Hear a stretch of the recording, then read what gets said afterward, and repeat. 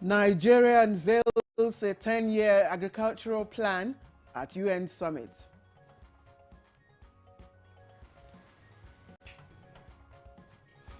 IGP Egbetokun warns police personnel against compromising public safety.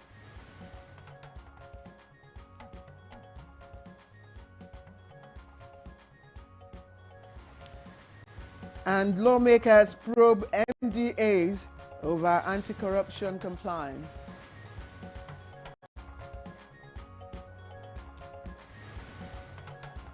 On Good Morning Nigeria today, we discuss emerging issues around the country's electricity tariffs.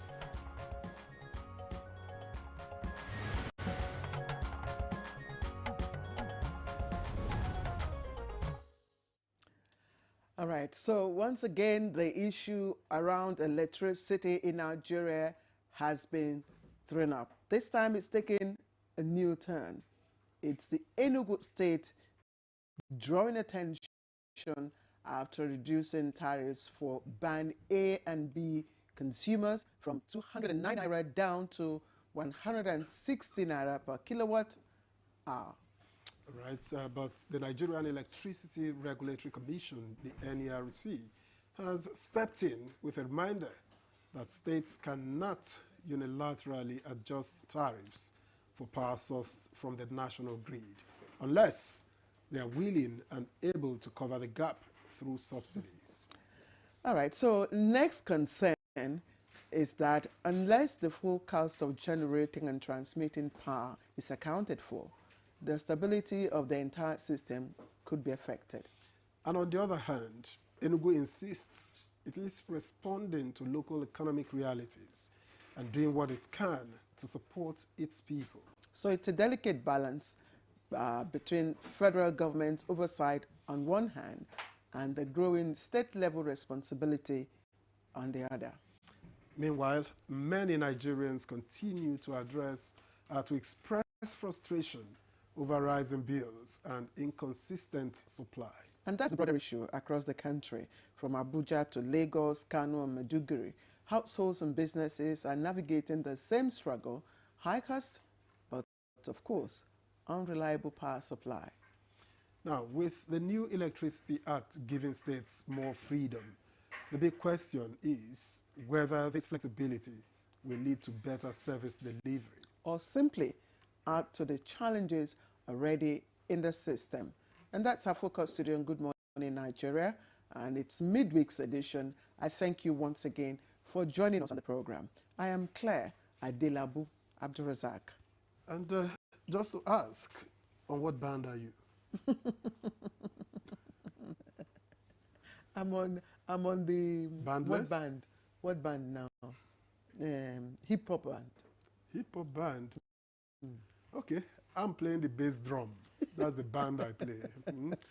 Well, Victor, we thank you so very much for joining us. You are watching us live on the network service of the NTA.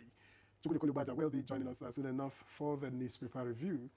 But first, let's head over to Comfort Amodu for today's top stories. Good morning, Comfort.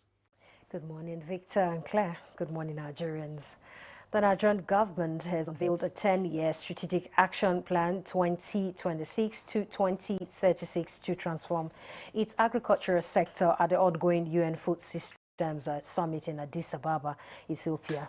Vice President Kashim Shettima at the event emphasized that the youth-led innovation will be central to the country's food system transition initiative. Nigeria has journeyed to the clear compass. We have pursued institutional reforms with vigor. We have rolled out targeted investments in infrastructure and human capacity.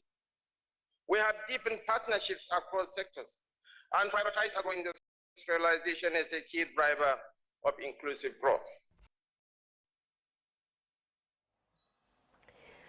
22 lawmakers from the governing All Progressives Congress and one from the opposition Labour Party in the Plateau State House of Assembly have paid a solidarity visit on the National Chairman of the governing All Progressives Congress, Professor Nantawi Yewada. And the National Chairman also played host to members of the League of APC Professionals. A newly reconstituted Rivers State Independent Electoral Commission has fixed Saturday, 30th August 2025 for the local government council elections in Rivers State. Chairman of the commission, Dr. Michael Odi, announced a new date at a stakeholders meeting and unveiling of the revised timetable for the 2025 local government elections. And the federal government delegation of Northern Extraction has emphasized a peaceful transition of power between the North and South as a strategy to sustain ongoing reforms in all sectors and promote unity in Nigeria. This was at an at a session on government citizens engagement by the Sir Ahmadu Bello Memorial Foundation in Kaduna. Investing in human capital is at the core of our priorities. Government remains dedicated to revamping the education and healthcare systems and enhancing social welfare programs. We have come here to lay down all those things that the President said he was going to do, where we are on those promises, and many of them have already been fulfilled. Nigeria's First Lady Oluremi Tinubu has donated a sum of 1 billion naira to victims of communal clashes in Benue State. She made the donation on behalf of Renewed Hope Initiative in Makudi during a condolence visit to the state.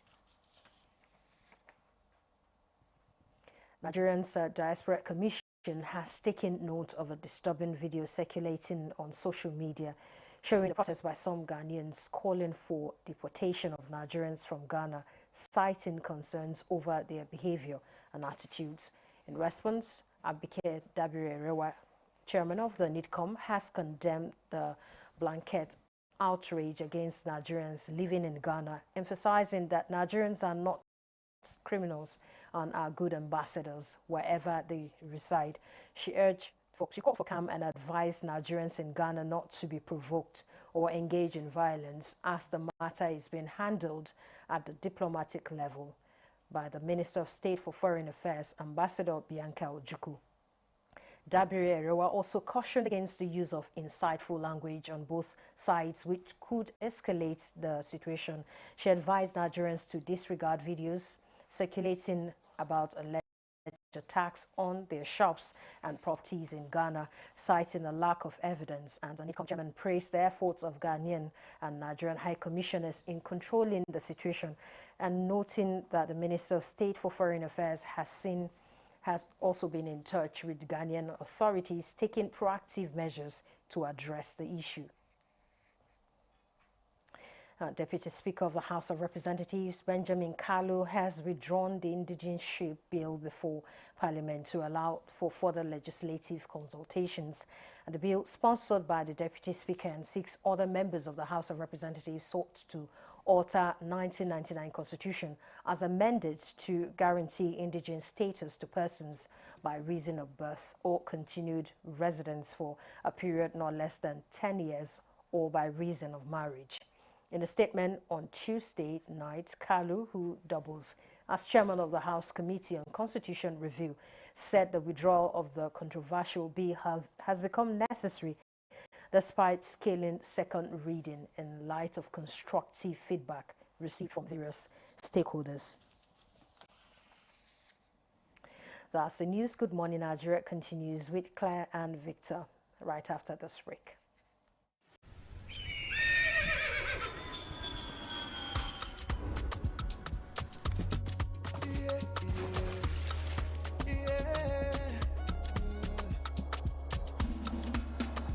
From the Atlantic across the savannah to the Sahara, we rise, a land of the free, we know they tire. We dream great, our spirit is undying. Resilient, rooted like palm tree, we sway in color, with undoubted demand. We make solutions, we ignite passion, yeah.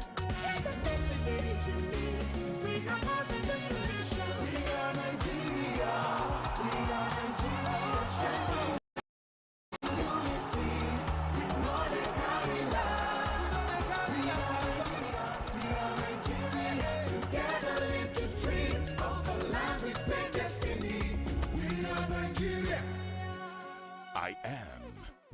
Real Nigerian. Brought to you by the National Orientation Agency, NOA. Have you heard the news? The federal government of Nigeria, through its direct benefit transfer program, has started the disbursement of 75,000 naira per household in 3 installments of 25,000, 25,000, 25,000 naira. Each recipient must have a validated national identification number, NIN, to receive the payment on behalf of their household members. To benefit, your household must be in the National Social Register of Poor and Vulnerable Households in Nigeria. The federal government's direct benefit transfer program is helping to reduce the effect of suffering while promoting financial and economic inclusion for the poor and vulnerable population in Nigeria. My name is Joy Odagi. One man just called me one day, I did in my house, so I shocked. I said, my man said, na 419. How they go call me? Say, I register. I say, I register. He said, make I call my Mac. Say, make I come collect my, with NIM, make I come collect my ATA card. Come collect money. Now me I go, we see I go with my husband, he said, now 419. I reach there, he say, real. They pay me my 75,000 naira. I use the money for my business, eat for inside. Teach one person how to make food. To get the card, you need NIN. This message is brought to you by the Federal Ministry of Information and National Orientation, Federal Ministry of Humanitarian Affairs and Poverty Reduction, in collaboration with the National Social Investment Programs Agency, National Social Safety Net's Coordinating Office, and the National Cash Transfer Office. My husband's germ-filled journey to work and the sweaty journey back home. What else can give you all day long protection? Germs are everywhere, but the Toast 12-hour protector shields your family every day. That's be 100% sure. Nivea Black and White deodorants, now with 72-hour protection. But what does that mean? 3 cities in 3 days and no fear of sweat and odor. 120 dances with skin as smooth as the moves. Sweat, stain and odor protection. Nivea Black and White deodorant. Skin is for embracing life. Nivea is for skin.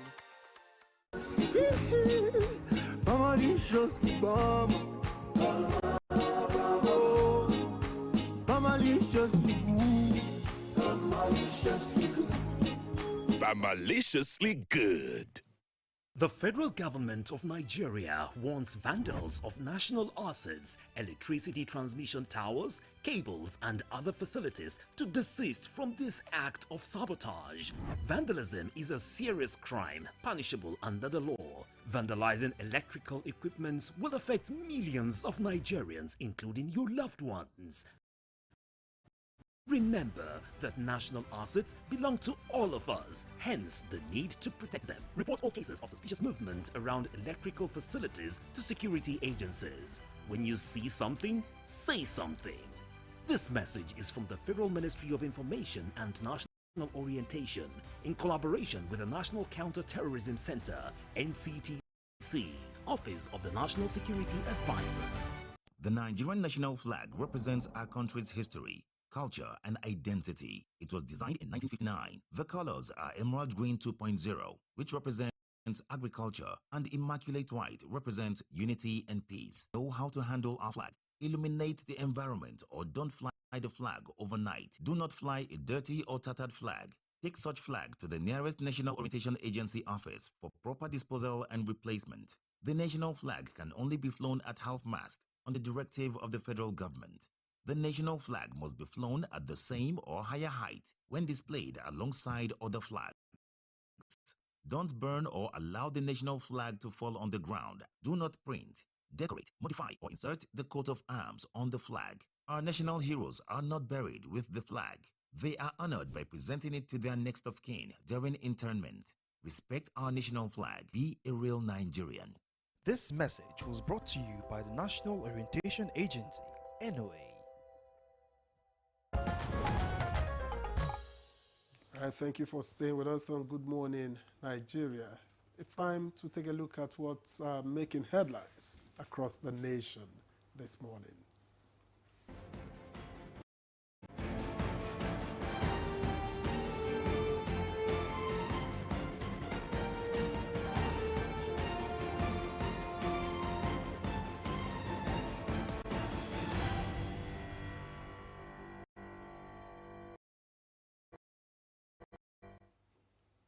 All right, Chukwudi Okodubaja is right here in the studio. Chukwudi, good morning and welcome. How are you? Yes, Good to see you. Yeah. He's here as well. Yes. Hello. He's here. Hi.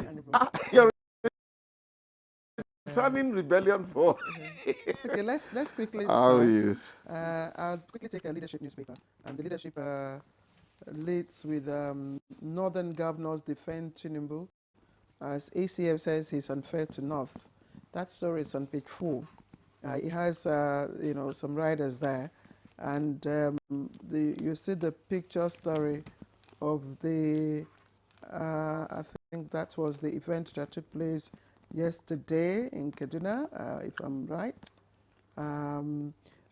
Just below that, Kebbi approved 6-month leave for pregnant female workers. 6-month leave for pregnant female workers. Other stories trending. 9 million motorists drive on Nigerian roads without insurance. And Deputy Speaker Kalu withdraws indigenship bill for further consultations. And IMF raises Nigeria's 2025 economic growth projection to 3.4%. And just above the nameplate there, you have bandits driving us away from our farms, plateau farmers. All right, Victor. All right, I have the business NG next. And the lead story here reads, tensions rise over Ghana deportation threats. FG urges calm. And just above that story, the tiny red strip, Yahoo Mail users to start paying monthly as firm slashes free storage to 20 gigabytes. That's on page 2. And just above the nameplate, Rebadu, insurgency, banditry declined under Tinubu's government is on page 2. And on page 5, IMF upgrades Nigeria's 2025 growth outlook to 3.4%. Right. Let's now move over to the People's Daily. And the People's Daily leads with this political story. Ex-Governor Aliu nots challenges rooted in elites' complacency, institutional neglect.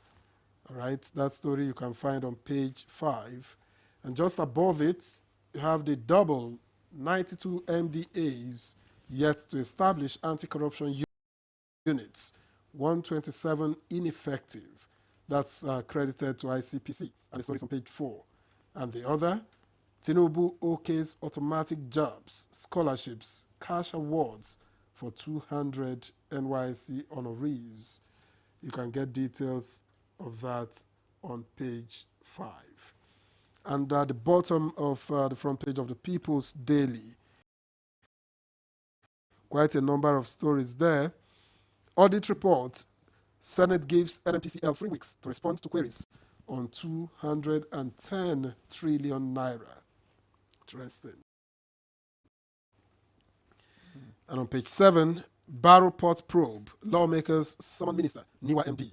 On page 3, Tinubu's government will not leave any region behind in development. That's credited to Akume SGF. FG prioritizing dialogue, flexibility in tax reforms. Others is credited to VP Shetima on page 2. And finally, FG to revive moribund Kaduna textile industry, says SGF.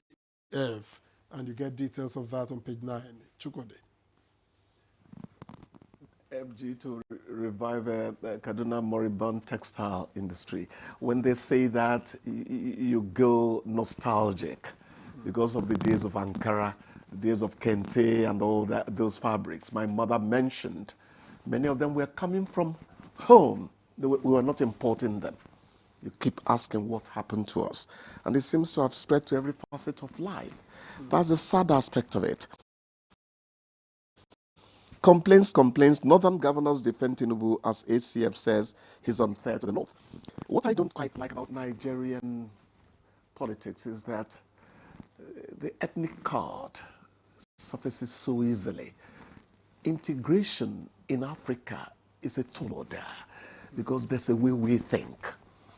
I think people should talk about development or absence of it in more global terms without making it an axis of the earth kind of thing, a particular region kind of thing. That's where I fault the language of Nigerian politics. But the governors are saying, oh, no, he has done, he has fulfilled promises made to the north. That's Chairman Northern State Governors Forum. So some people are saying, you're not working. Some are saying, oh, you're working. African politics is a ding-dong affair. Some of it is all, geared towards 2027, really. Politicking has become all of it, or maybe more than all of it, So you keep on asking, why does the language never change? I think the change should come right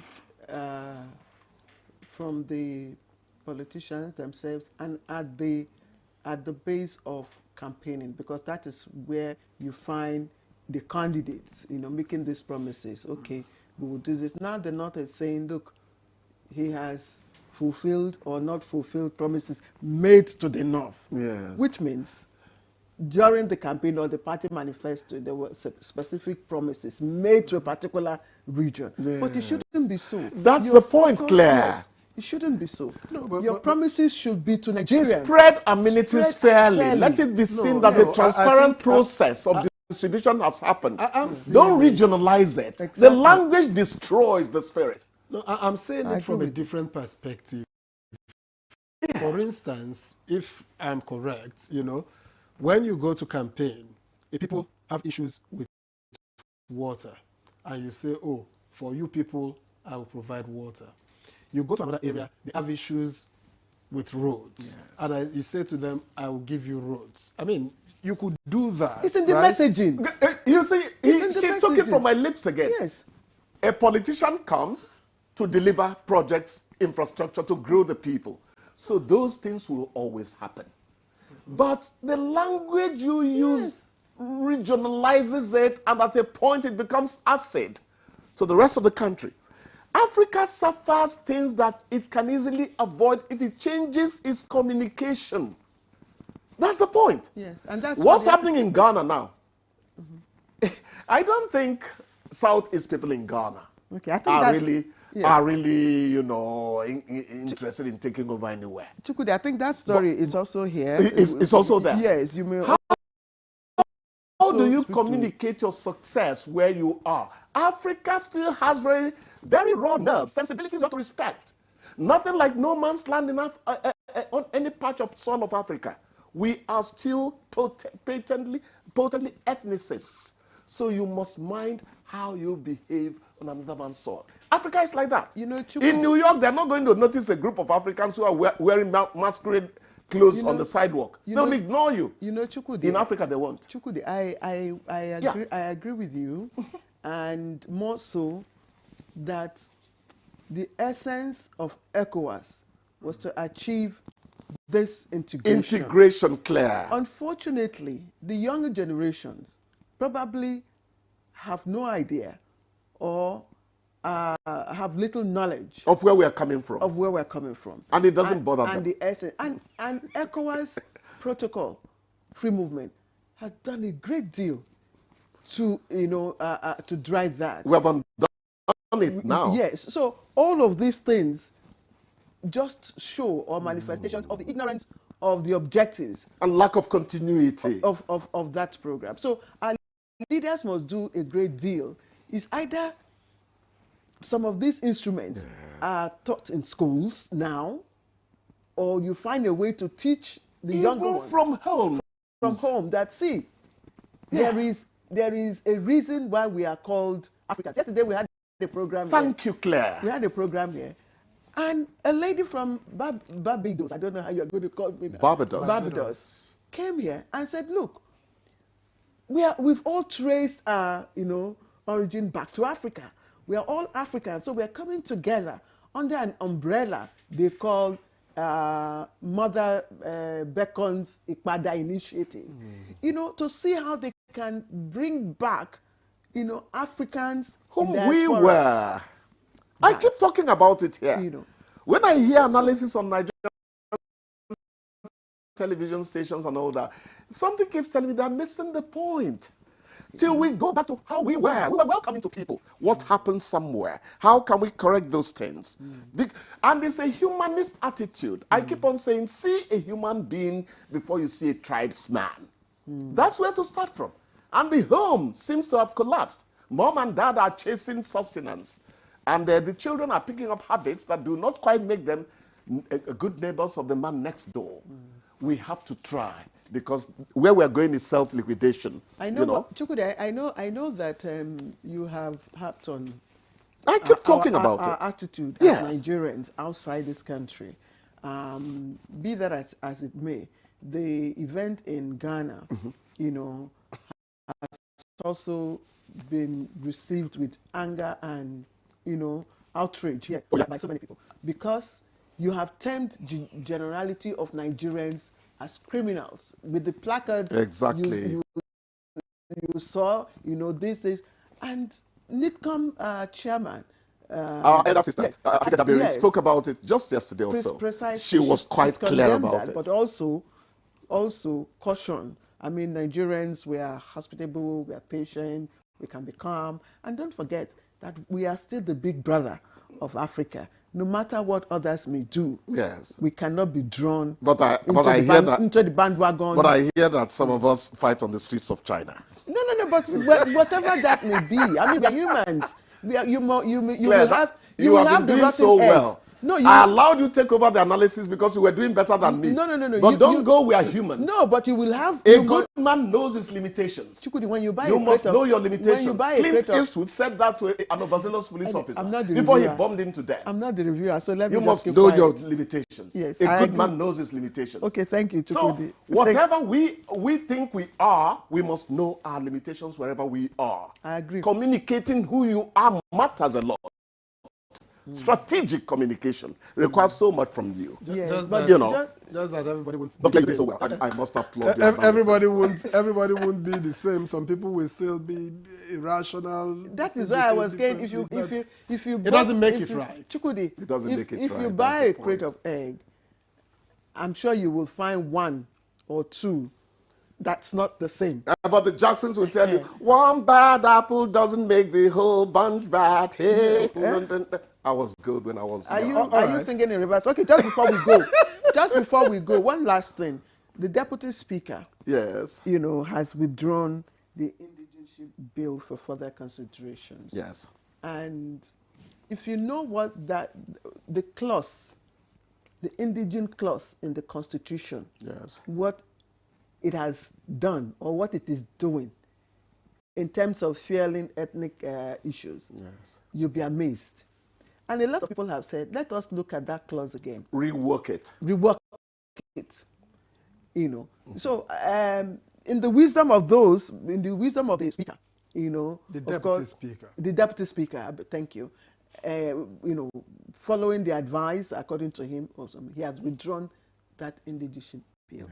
Yes. Because, and I think they should look at that part of the Constitution that has that indigenship and do something to it. I think it's aspects. The because problem is with people are implementing it, diverse ways, in the ways they interpret. With their own peculiarities coming in. Exactly. I think the problem is with aspects of that particular bill.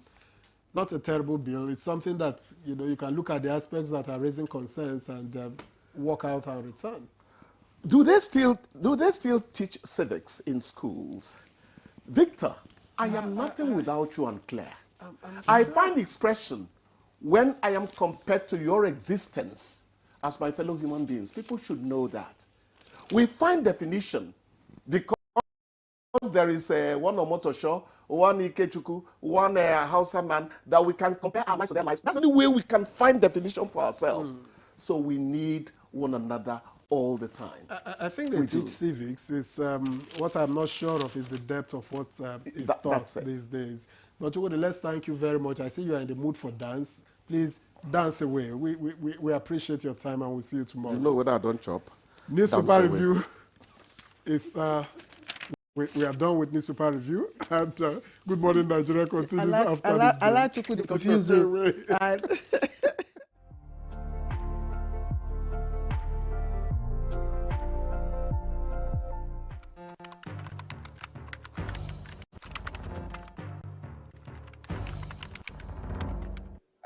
pleased to announce encouraging news from the National Bureau of Statistics, which released the Consumer Price Index, the CPI, for April 2025 only yesterday.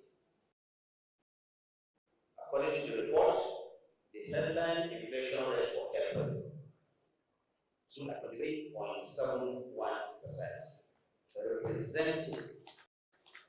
this represents a decrease of 0.52% from the 24.23% recorded in March 2025.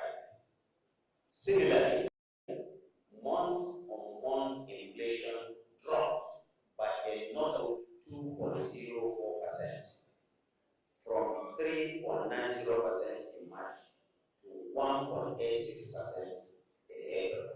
This, of course, did not just happen by chance. The President is focused and is determined, and his determination and his interventions are clearly paying off. The benefits of reform, though gradual, are real and measurable.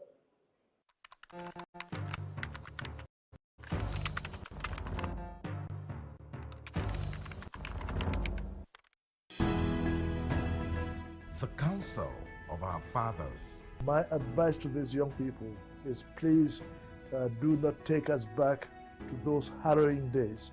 You probably do not know what it is. Nigerian youths, let's build our nation together.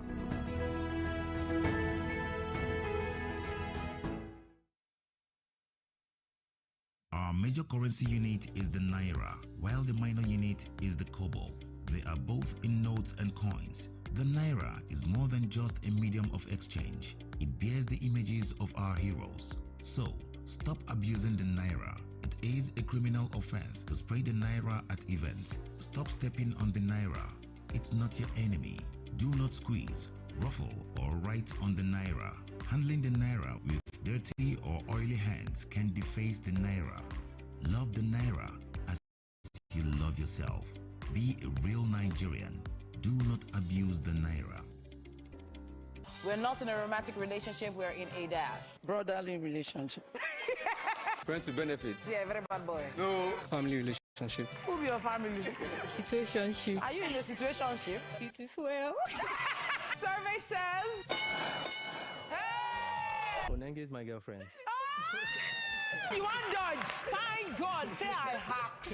An oversized shirt is okay to wear, but an oversized dash isn't. Skirt. Bra. Shop. Pants. Name something you add to your text to make them more interesting. Emojis. Stickers. Pictures. The way my back at the breathing, at the yara. Gifts. Survey says. My birthday.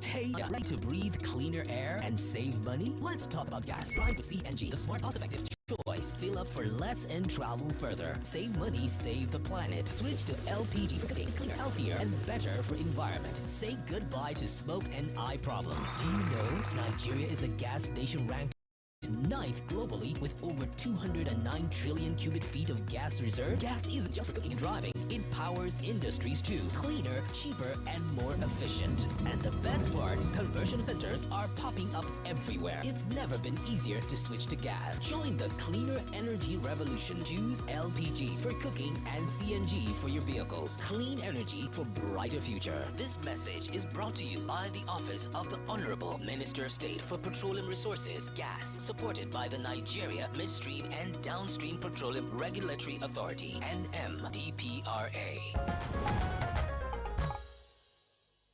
Welcome back. You're watching Good Morning Nigeria live, excuse me, on the network service.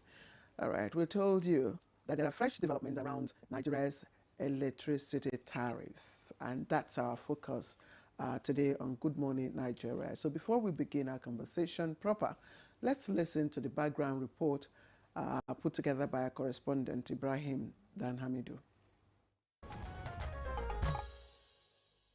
In a country where access to power supply is still a pressing need, the conversation around electricity tariffs has reignited, with states now challenging the status quo.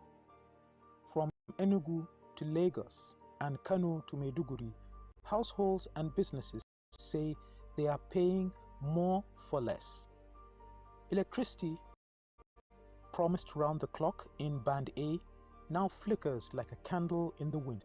Yet the bills arrive steady, climbing, and unforgiving.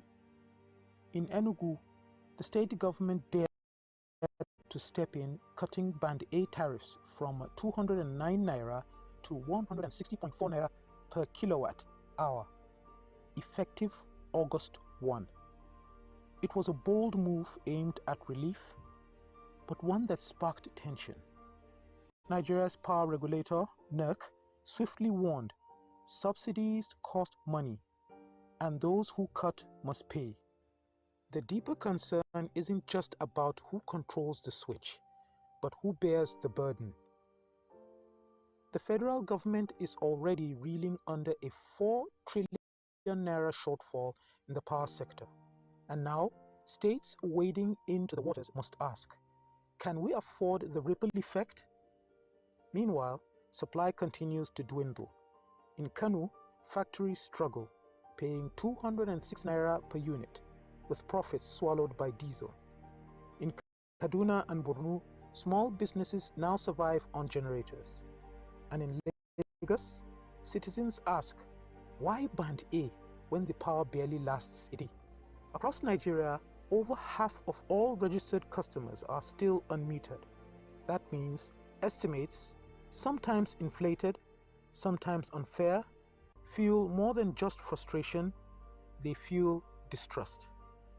Yet, amidst the darkness, some see possibility. The Electricity Act now allows states to generate and distribute power. Enugu, Plateau, Lagos, and others have taken the legal step. The question now is, will policy translate to power?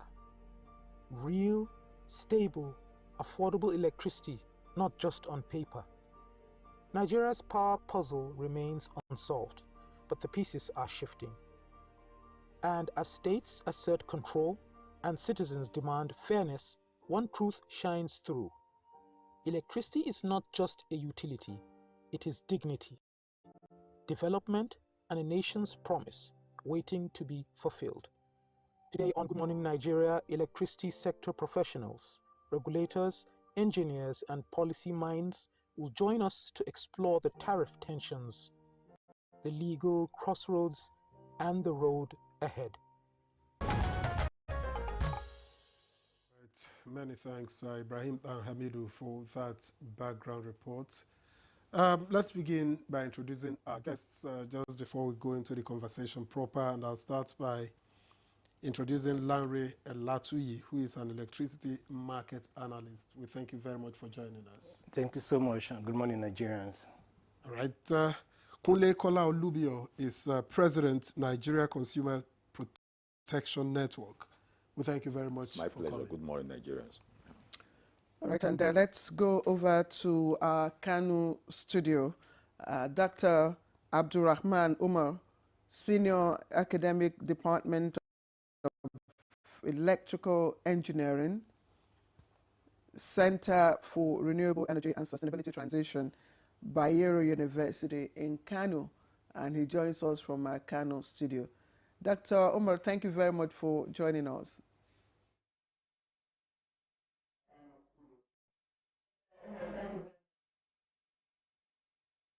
Good morning, Nigerians. Thank you. And also Dr. Sam Amadi, former chairman, Nigerian Electricity Regulatory Commission, NERC, and he's also joining us via Zoom. Dr. Amadi, it's a pleasure, and we do appreciate your joining us this morning. Thank you very much.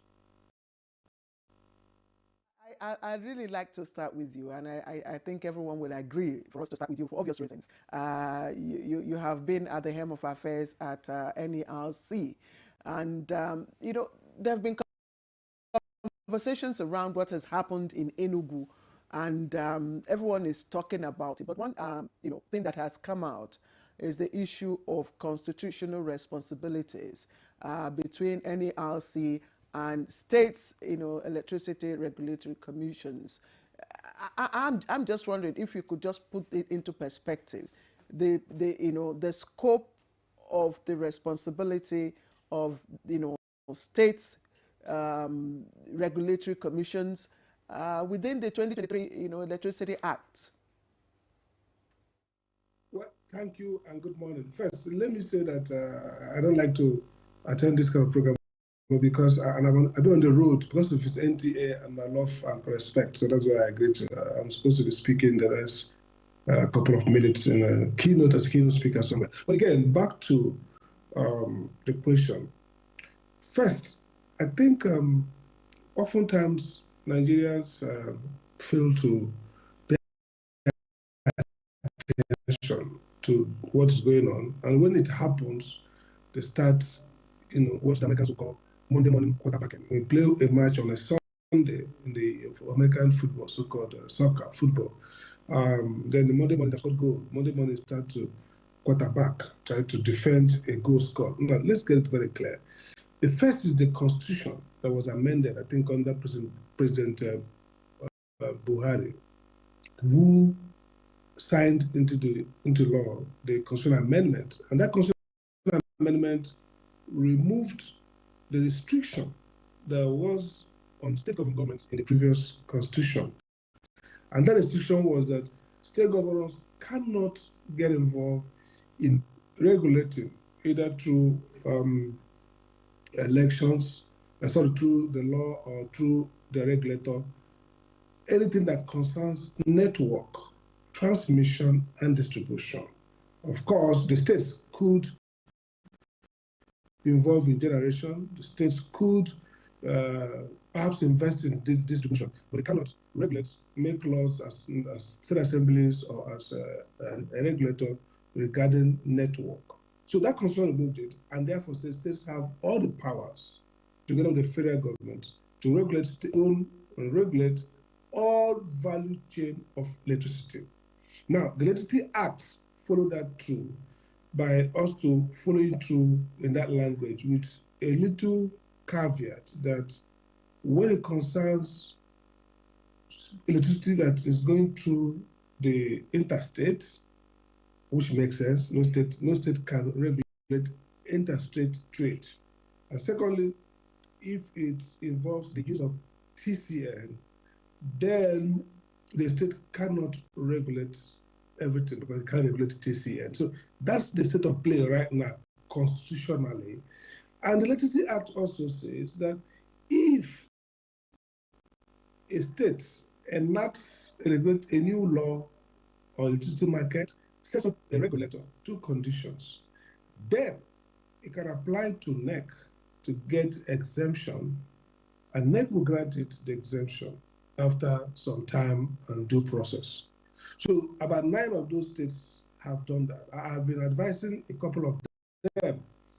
And what is clear now, I think the latest was, if I understand very well, Niger State, Imo, Enugu, Anambra, Abia, Ondo, Ekiti, Lagos, Edo, and a couple of one or two others. Okay, because this is what it means.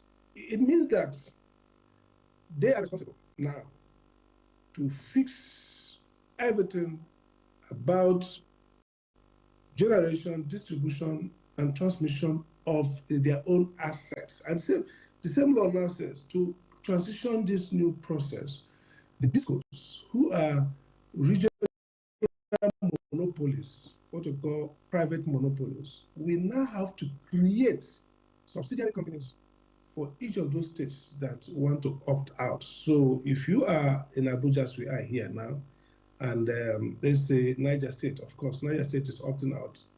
Niger State opts out. Then Abuja Disco will convert its Niger operation into a separate company, a subsidiary called whatever, let's say Gorara Power Company. So that Gora Power Company will, because that makes, for the purpose of regulation, will be a unique company, even though it shares corporate and share relationship with Enugu Disco, Abuja Disco as the owner. That's so that will happen in Enugu. With that, therefore, Enugu Disco has to fashion its distribution regulation within what the so-called main power, or whatever they call it, now offers. So my understanding is that Enugu Disco has been the most thorough, of course, of all the discos. They have been the one that set up, in my view, the best transition. They had most of the guys were from NEC, both the chairman, the commissioners. I think all of them, apart from one, came with people who work under me, and they were somewhat talking to me. And I think what they did was to take the wholesale tariff. Now this is important. Generation, because generating companies are not state specific. They were companies that were licensed by NEC for the whole Nigeria. And we have only one national grid before now. We had power from each of the generation companies shared to different centers, states, their disco centers. And so this power comes from the national grid. So what Enugu has done is to recognize the tariff that NEC has set for distribution. They didn't alter it from what they told me. And what they have done now is to ask the main power company that is now serving them from the old Enugu Disco to give it its own costs.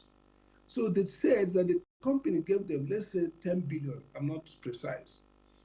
And they now asked them to break it down, which is what regulators should do. They broke down the cost and they discovered that after breakdown, the real cost comes to, let's say, 6 billion, just estimation, not accurate. Okay, so Enugu Disco claim that they have not used that 6 billion as recoverable. Now, this is the way we do tariff. You don't just fix a price. It doesn't matter what the price is in the world, or what is reasonable or not reasonable. What the regulator does is to say, what are the real, prudently incurred costs you are using to serve their customer? If they get that cost and it is prudent, relevant, they will then put it into your revenue requirement, and that means this is what you will recover from different customers. That's number one. So if Enugu is right, Abuja Disco, Mainframe Disco gave them cost that is less than what they estimated or what they told them was their cost. So they used it and gave them recovery.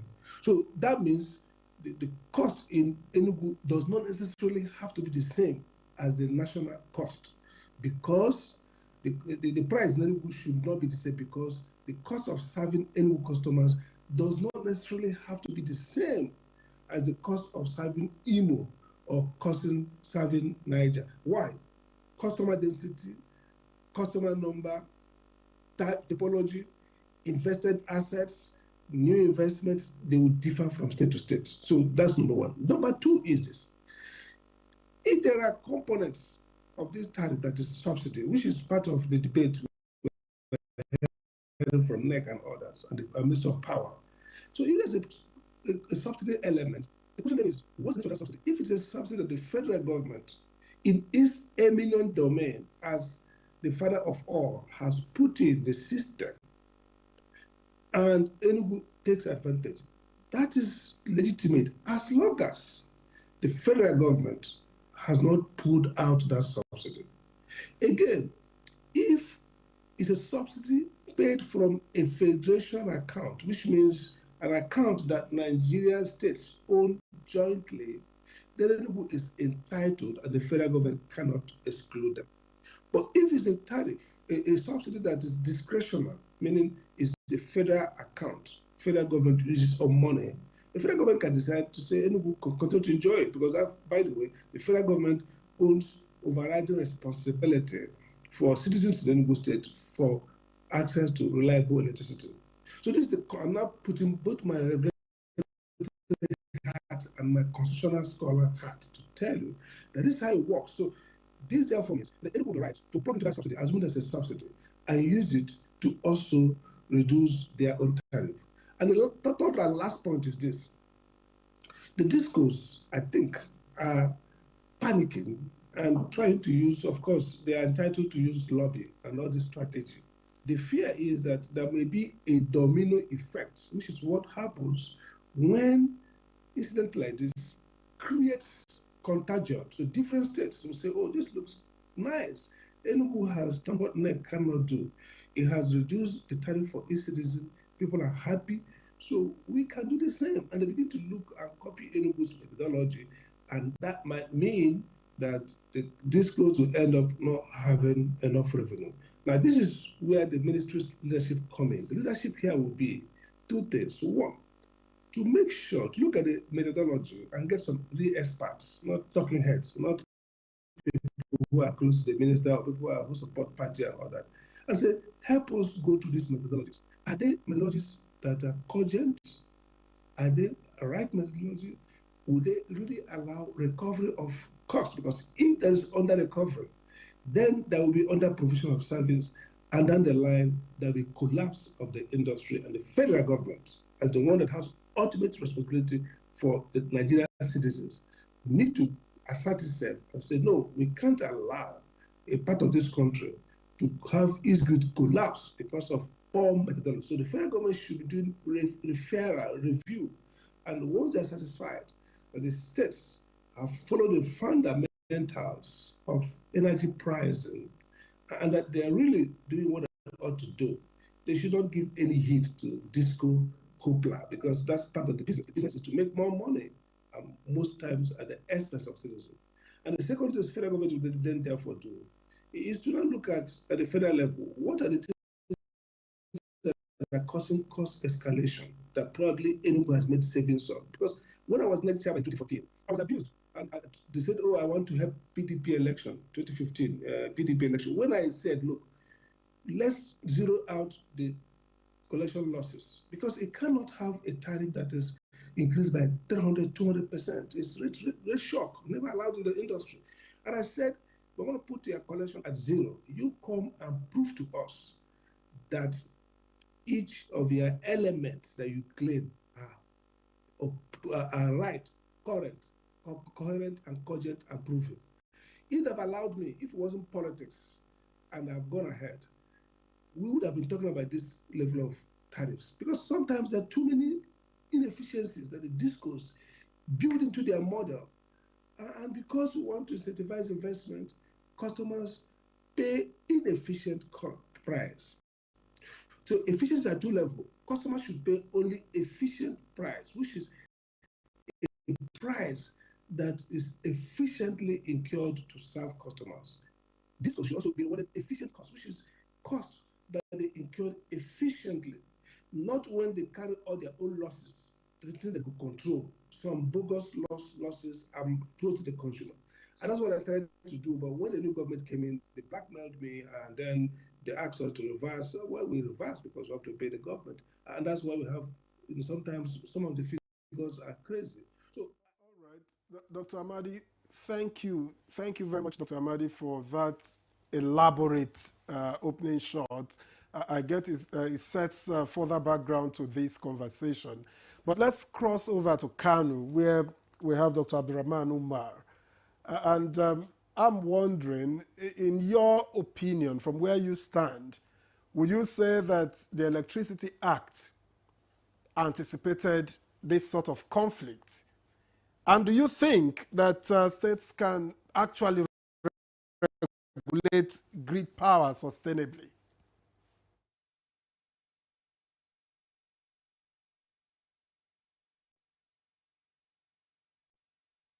Having me. Yeah, to be candid, the Electricity Act anticipated some development, positive development, and as well anticipated some clashes like that, or like what happened in Enugu regarding EERC, that is Enugu Regulatory Commission. You see, the purpose of Regulatory Act 2023 is to allow state to regulate the activities of electricity within their jurisdiction. For what reason? For improved delivery, one. Number two, for more investment attraction.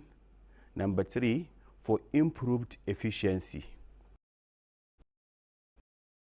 So you see, if the state can regulate its electricity while not achieving these three fundamental reasons for that act, I think that then we can say there's a problem. You see, that was why a year ago, when this Electricity Act was enacted, I advocated for state not only to consider the regulation aspect, but also to add the investment promotion aspect of it. In fact, I suggested states to call it State Regulatory and Investment Commission instead of just State Regulatory Commission. Yes, the aspect or the wing of regulatory aspect can be handled by NEC. Then the other aspect of investment could be handled by other relevant body. My reason for that is that I envisage this kind of clashes. You know, the state may be carried away by the regulatory power or the autonomy they got through this act, and emphasizes more on the regulatory aspect, forgetting about the consequences of the investment. For me, yes, under this kind of high inflation and widespread of low income context faced in the country, reducing tariff is paramount to every citizen in the country. However, in my opinion, such kind of act should be allowed to occur naturally. There is a way. For instance, the state, after having the autonomy or the power to regulate and encourage investment in the electricity sector, they can look at possible ways of reducing this kind of burden on the general populace. For instance, they can start embarking on investment in engineering distributed generation. Distributed generation is a kind of generation whereby the power of all electricity is generated closer to the point of use. By doing that, definitely you are cutting down the cost of transporting the electricity power via national grid from far away places to your locality. You know, this is just similar to like a petroleum product we have at filling stations. If you are in Maiduguri or Gombe, far away from the refineries, possibly the cost of your landing cost of your electricity may likely go up or higher than what is obtainable in Lagos because of that cost of transportation.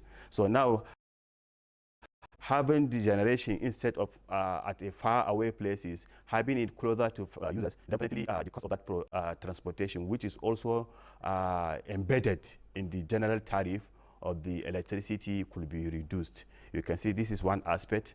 Second aspect, still from the aspect of investment, competitive environment can be created by bringing more investment into the state across the generation, transmission, and distribution. You know, the act not only allow us to generate, but also allow us to do the transmission aspect.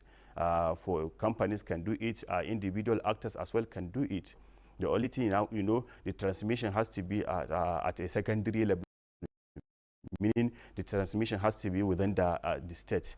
So you can see by having multiple operators in the state, definitely natural competition will bring up natural cost reduction. In other words, the tariff may go down.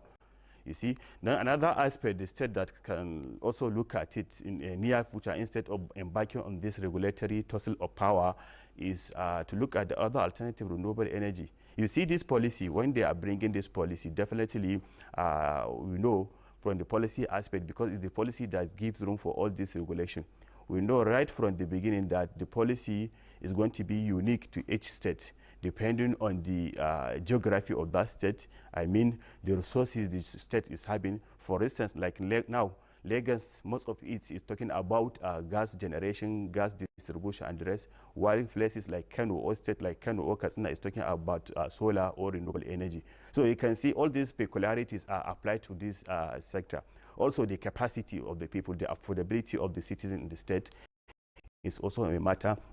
Also, the economic stress is going on, and the economic power of such state is also contributory reason to look at. So, and this can be seen from the policy developed so far by some various states. You can see each one has its own component of policy, what we call the problem aspect, or or what we call the policy statement aspect of the policy document. Yes, for the implementation could be similar, and also for the state electricity law could be similar, but this kind of policy that we are talking about that will bring changes of tariff and other things are what we call developmental policy, and which could be unique to every state. So to really speak in 2023 Electricity Act envisage that and really accept that uniqueness of each state, and eventually, definitely, this is not a backlash, to be candid. This is just a beginning, because in a near future, we are going to see different tariffs across different states because of this reason I mentioned.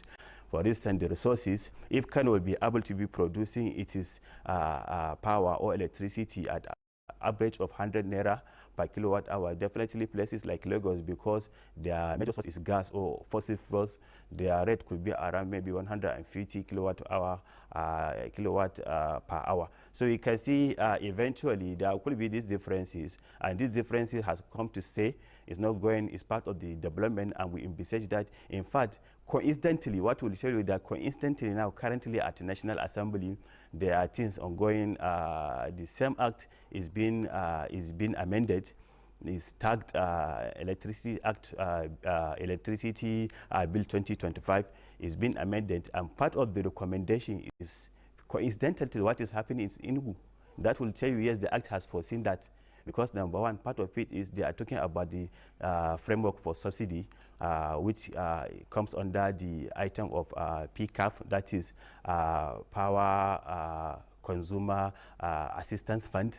They also talk about overlife or fragmented regulation, which comes under federal and state harmonization framework. So through this, they are trying to create a national forum for electricity, whereby state and federal regulators will be harmonizing any upcoming events and resolving any conflicts arising. So you can see this problem has already been envisaged. And also part of it, they are also recommending National Electric Power Policy Council, which will be overseeing high level of policy alignment in the country. So you can see concurrently, while this event is going on about Enugu and the rest, and the federal and the state National Assembly, this kind of amendment is going on to tackle most of 90% of the problems mentioned above. Thank you very much. Dr. Umar, thank you. We'll get back to you in a moment. We understand that Dr. Mahdi, of course, would soon be leaving us. So let's quickly put the next question across to him so that he can, respond to some of the constitutional and operational framework and clarify some of those things for us before we get into the nitty-gritty. And it's all clear that what is in contention really is not probably, I don't know, I stand to be corrected, not the methodology or the model for which the Enugu State Regulatory Commission arrived at the amount, the tariff reduction rate. But what the NEC is querying is whether or not the state regulatory commissions can, reduce tariff, can regulate, and if it does so, whether NEC is asking Enugu State Regulatory Commission in this instance, to be responsible for the subsidy gap and all that. But Dr. Mahdi, if I get what you said earlier on right, that in the amended part of the Constitution or rather of the Act, that the Constitution did not allow or does not allow states to regulate the distribution aspect of, in the electricity production chain. And I'm wondering if that is so, how do you now then explain the 2023 Electoral Act signed into law by President Bola Ahmed Tinubu, which gave states the autonomy, the power to generate, to distribute, but not to transmit, if I'm wrong?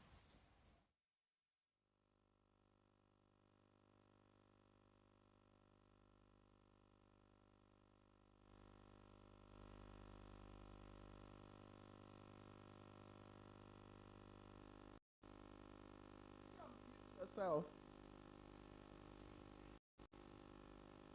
Okay, yeah. Can you hear me now? Can you hear me? Can you hear me? Yeah. I can go ahead. Yes, please.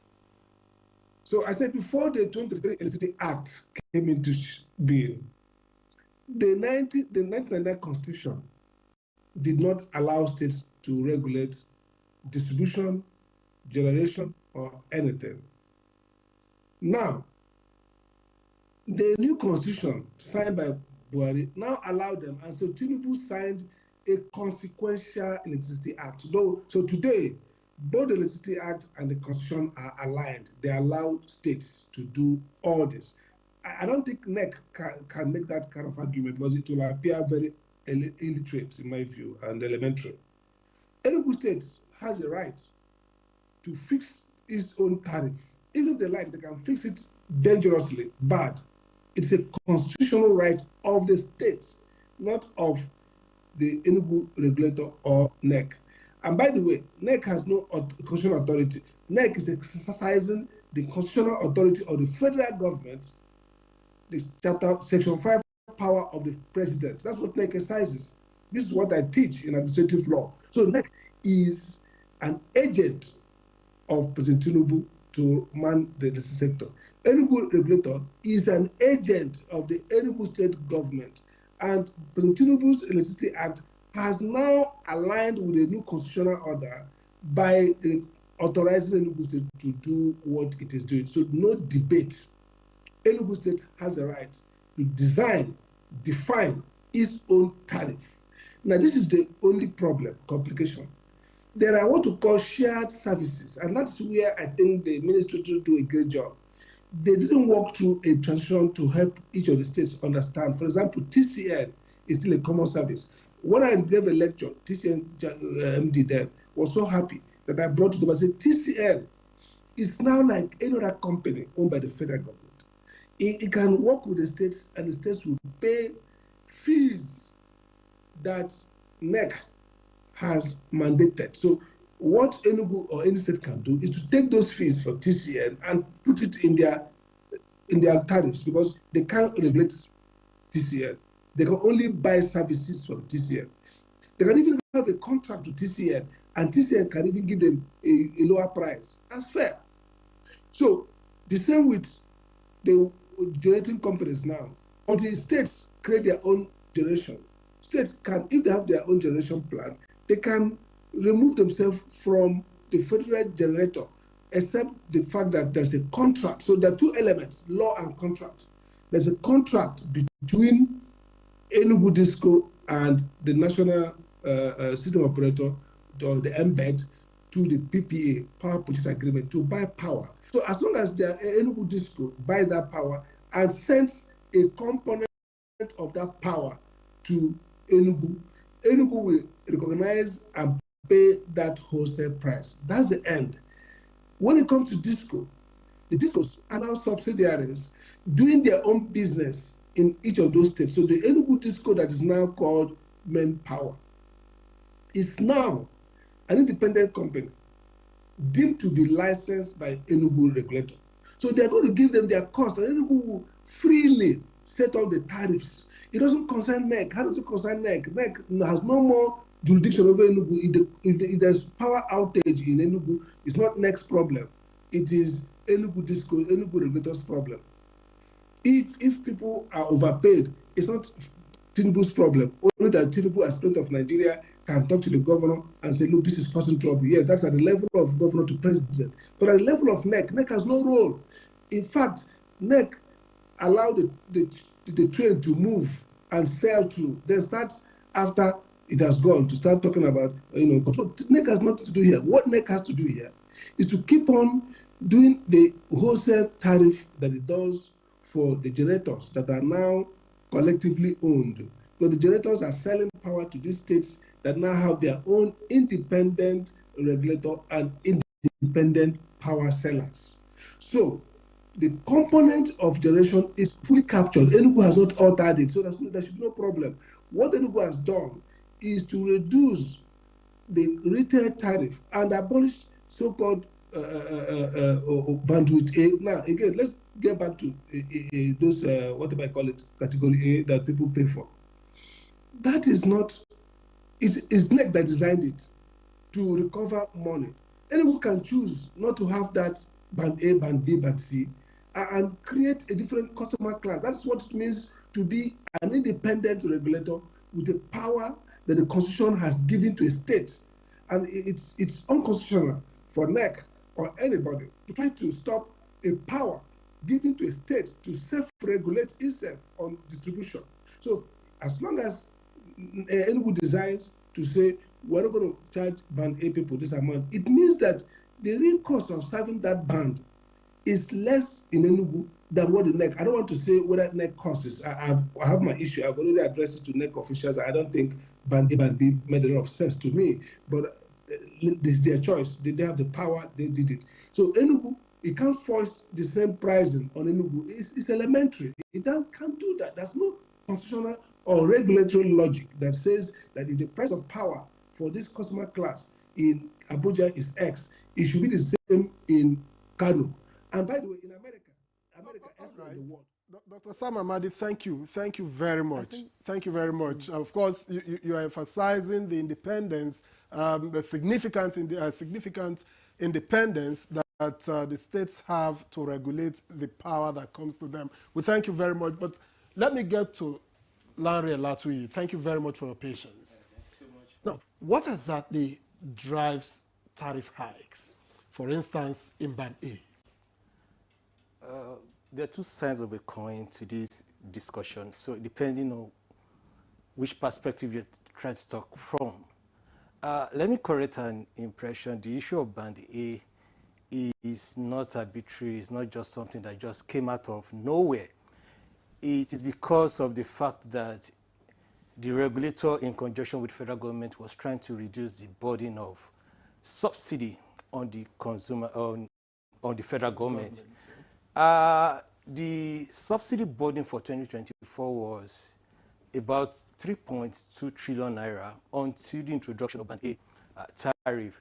So that Band A tariff lowered that subsidy burden to about 1.9 trillion naira. In other words, it wasn't service-driven, it was just cost-driven.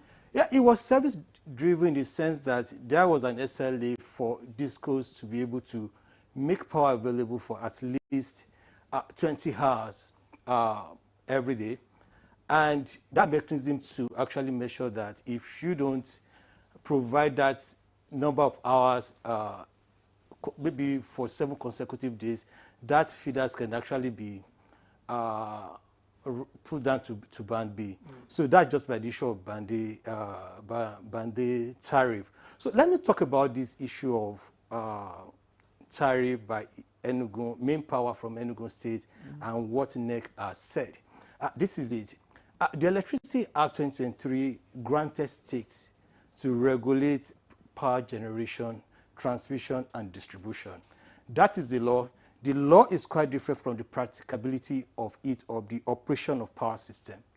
So the question is, yeah, you'll be granted the right to do that, but is it feasible? Is it practicable? But the law is meant to be obeyed. The law is meant to be obeyed, but is it practicable in the real sense given our reality in the country today? So, and what is happening in this issue of tariff, what is causing a problem is just about incorporation of subsidy in Enugu State tariff, in the power tariff. What Enugu State has done is the fact that, in our tariff, we are not going to recognize the full cost of electricity, which is the cost-reflective tariff. Right now in the sector, the weighted average price in the wholesale market is 112 naira. What Enugu State has recognized in their tariff is just about 45 naira, leaving a shortfall of about 60-something naira to be borne by the federal government. So, and this is what NEC has responded. We are trying to move away from subsidy regime. It's no longer practicable.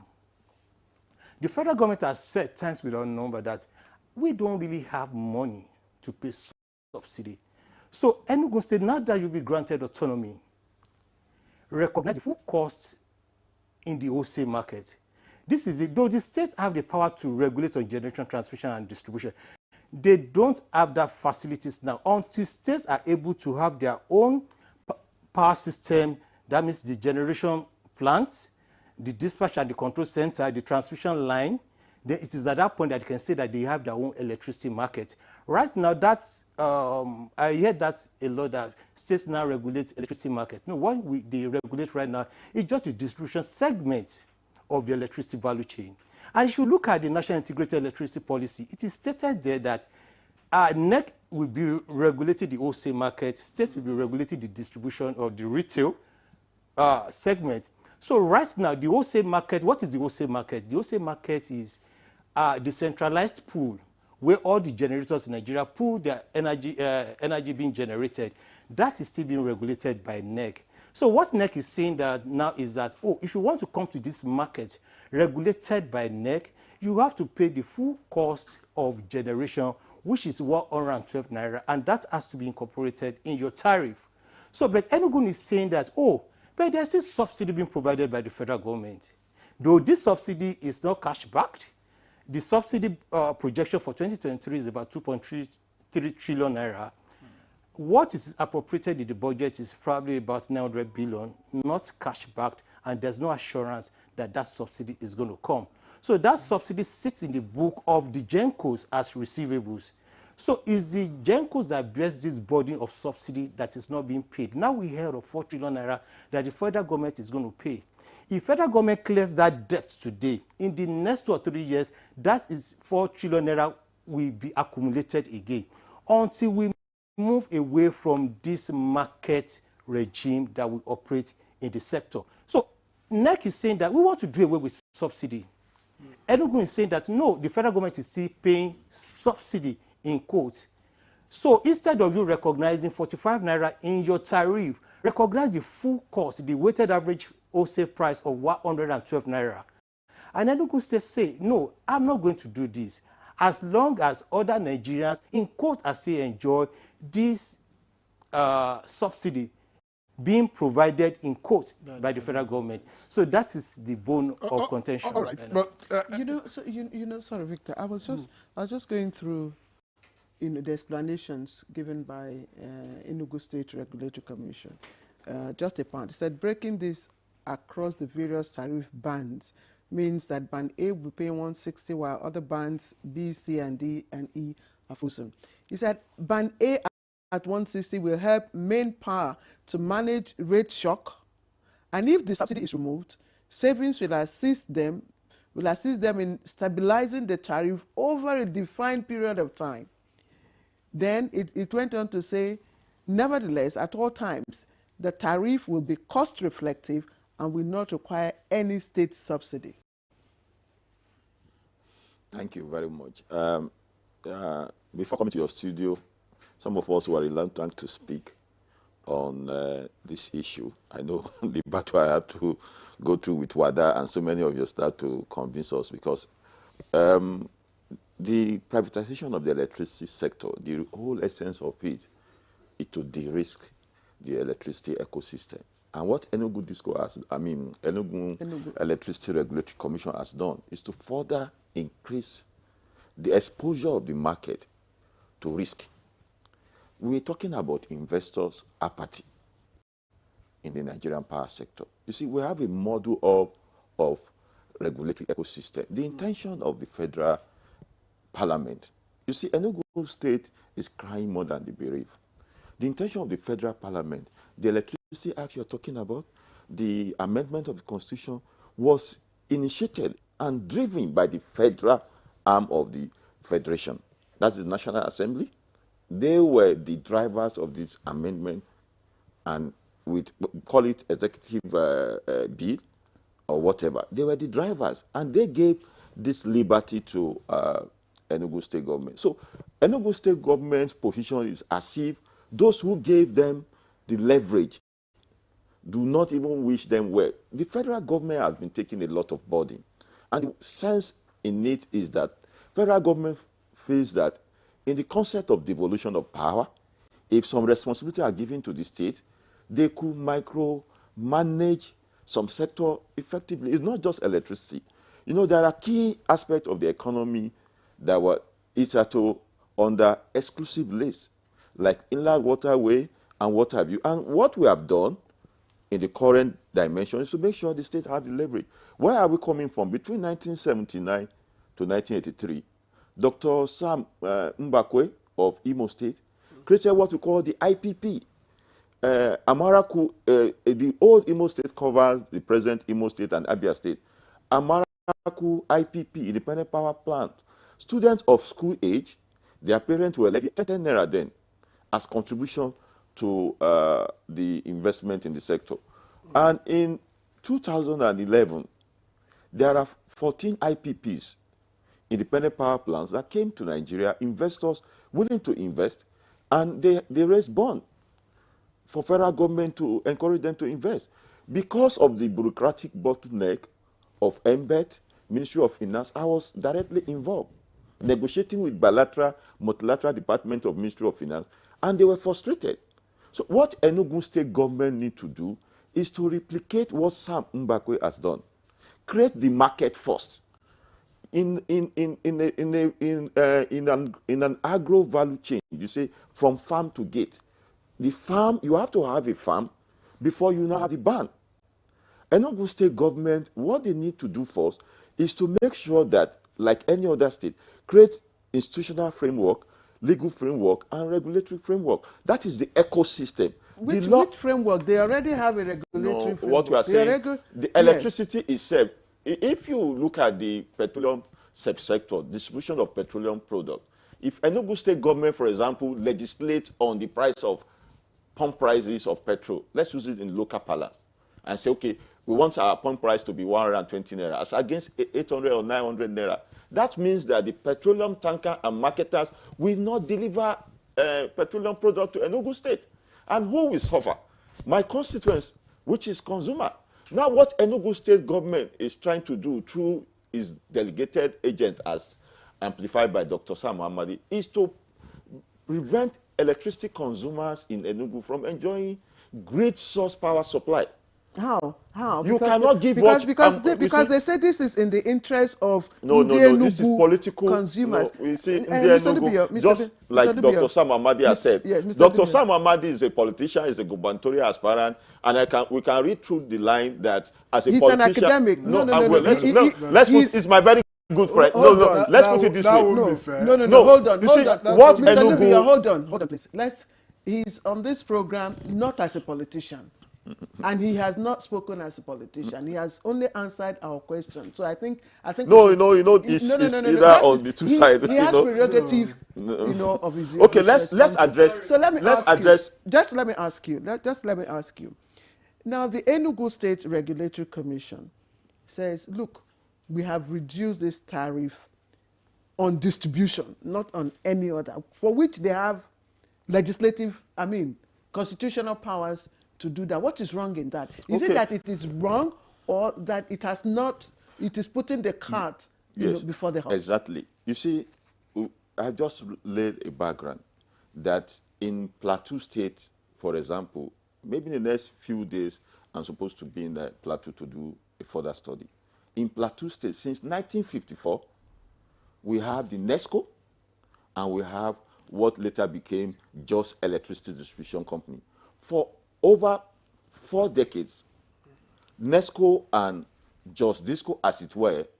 Yes, sorry, Kunle, I think we need to talk. Yes. Let's quickly get to Dr. Sam Ahmadi before he leaves. I understand you will leave at the break in a few minutes. I'm just worried about what regulatory risks that you see ahead, given what is playing out now and the existing law.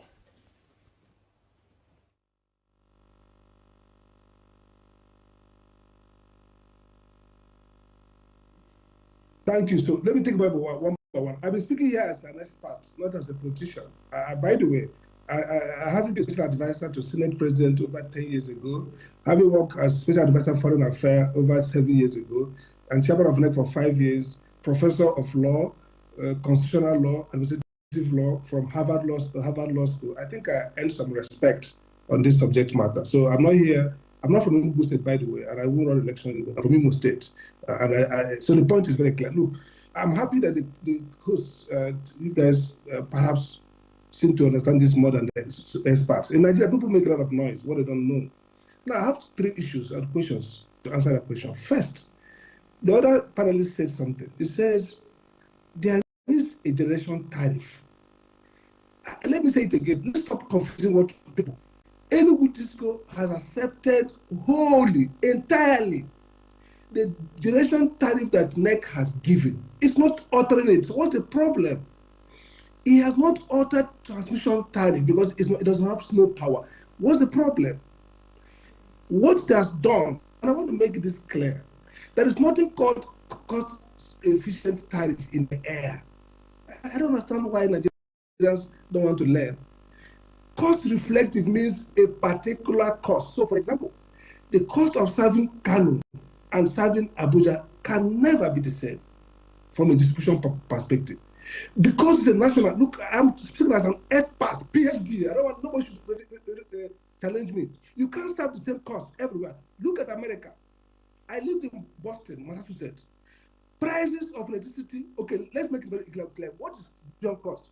Distribution cost has 3 components. It has capex, capital cost.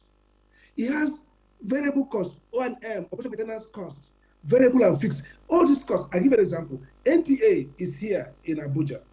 The cost of running NTA in Lagos and Abuja can't be the same. Very elementary things. What happens is because NEC is regulating a national market. Every disco, and I give an example, look at the cost for tariffs that NEC does for all the discos. They are different, there are variations. And I'm going to pay 1 million if, as a fee, fine, if any NEC staff tests anything different. NEC does tariff. That's what it's called cost efficient. They'll ask the disco to submit their costs. So the cost for Enugu is slightly different from the cost from Lagos, even though the NEC own this thing. What I'm trying to say is this.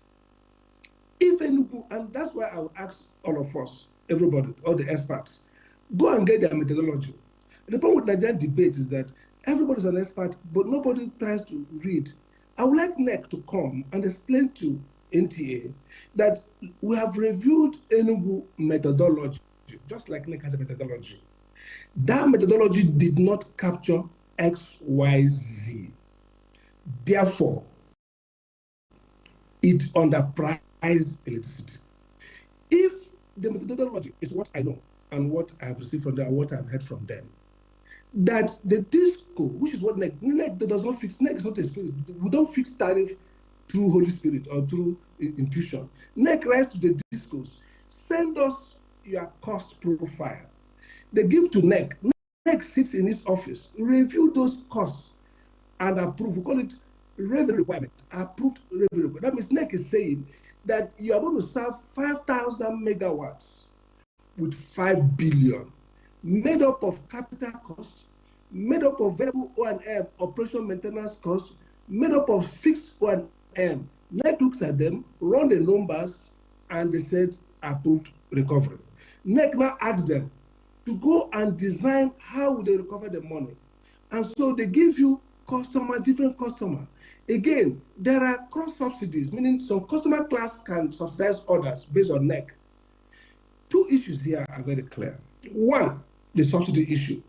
Assuming there's a subsidy on this tariff, and this Enugu state government is saying we are going to free on federal government, this is now constitutional theory and administrative law. Then it's the federal government who say, no, you can't take advantage of our tariff. And therefore, Enugu, take that out and put in your own money. Enugu has to pass it to their customer, or the state government can put in their money. Now, this is the principle, and I will leave on this. The principle of tariff making is simple. If you don't want to pass any cost to customers, for many reasons, for example, in Europe, there are subsidies because they can pay it. In fact, the Ukraine-Russian war cost Europeans to put billions because they don't want to be exposed to Russia, and therefore the solar and other renewable cannot generate enough. They put a subsidy to reduce. So subsidy is a fiscal policy element. The federal government decides how much they can put in based on their resources and the burden they want to pass to their customer. So if the federal government pulls away their subsidy, like they are saying, they want to phase it out, then Enugu has to take responsibility to say either we put the subsidy or we pass it on to customer. So first elementary knowledge, cost-efficient tariff is not a number.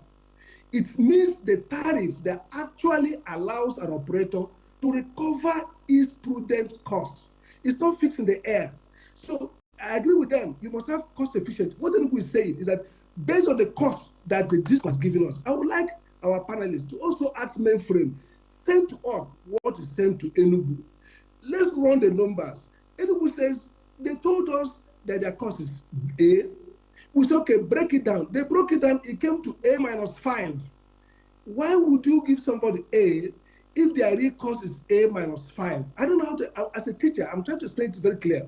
So I'm not supporting Enugu or federal government. I was an ex-chairman, and I'm saying that if Enugu missed out any element of the real cost, then we can query Enugu because that will lead to problems. But if Dr. Madi, Dr. Madi, we thank you. You want to, yes. We have to let Dr. Madi go because you have another program and because we have to also go on break. So we would like to thank you very much. We'll take the conversation from here. We wish you could stay till the end of the program, but we'll take the conversation from where you have left off. So Dr. Sam Amadi, former chairman of the NERC, we thank you very much for your time and the thoughts that you have brought, the perspectives you have brought to this program today. We'll pause here for a break, and Good Morning Nigeria will continue after this break. Please.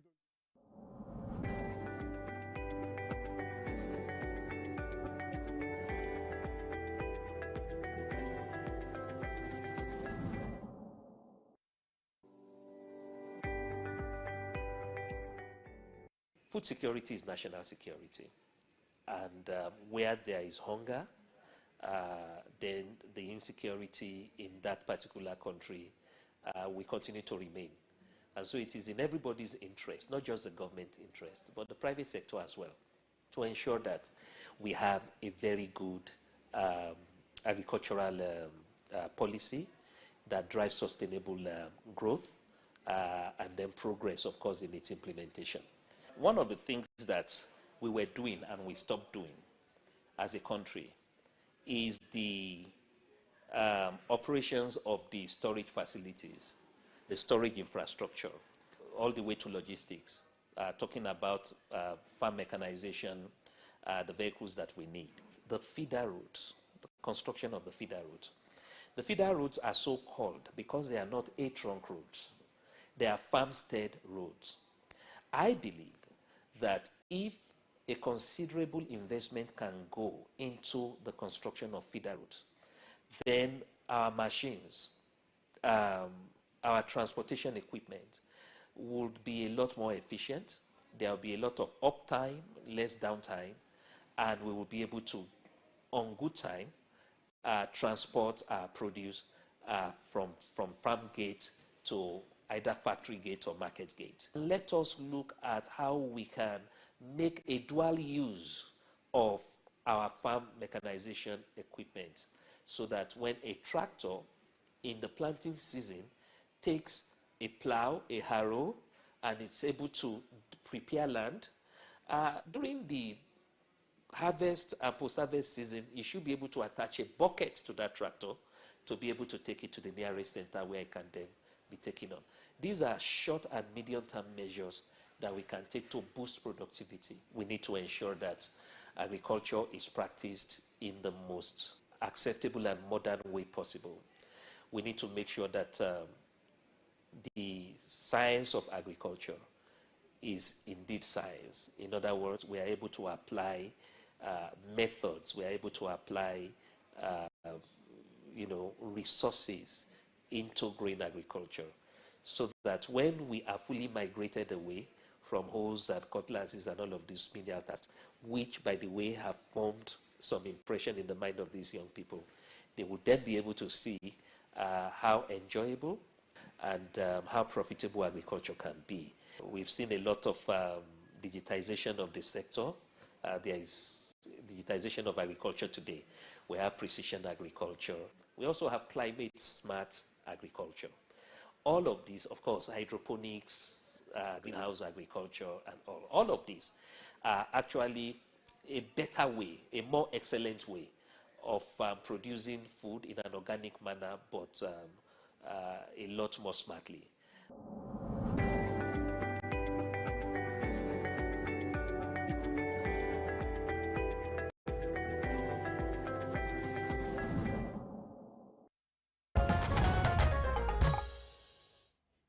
All right, welcome back to the program. It's Good Morning Nigeria, and your watch, of course, we're having a conversation on the latest developments within the electricity tariff, processes in Enugu. So we have Dr. Umar, who, of course, is in our Kano studio. Dr. Umar, we've let you sitting idle for a while. I'm just wondering, in all of this, if the high Band A tariff is actually the one that is giving the discourse, the avenue to generate revenue, and now that, for instance, in Enugu, that band has been reduced from 200 and something to 160, it will mean that we will have to begin to look at other ways of assisting, the discos to be able to, shore up their revenue. And in this regards, I'm also looking at the fact that most homes don't even have the infrastructure, like Kunde here said, in terms of metering.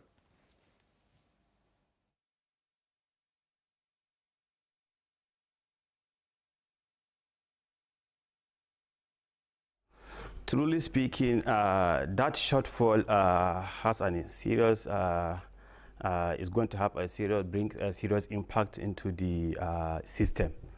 Actually, you see, the shortfall is not actually supposed to start coming now.